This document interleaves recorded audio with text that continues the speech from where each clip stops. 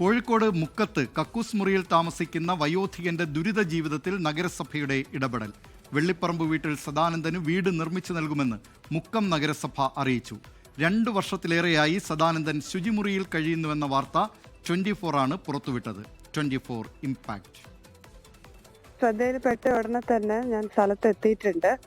ആ കാര്യങ്ങൾ പരിശോധിക്കുകയാണ്. നേരത്തെ തന്നെ ഇവിടെ ജനകീയ കമ്മിറ്റി ഒരു തറ ഇവിടെ ഉണ്ടാക്കിയിട്ടുണ്ട്.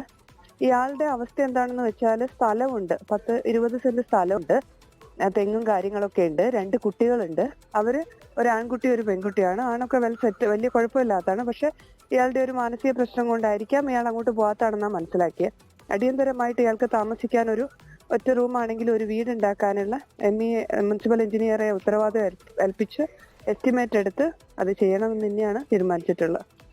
ലോകത്തെവിടെയായാലും ഏത് സമയത്തും 24 വാർത്തകളും ഓഗ്മെന്റഡ് റിയാലിറ്റി പാക്കേജുകളും എക്സ്പ്ലെയിനറുകളും വിശദമായി കാണാൻ ഞങ്ങളുടെ യൂട്യൂബ് ചാനൽ നിങ്ങൾക്ക് സബ്സ്ക്രൈബ് ചെയ്യാം.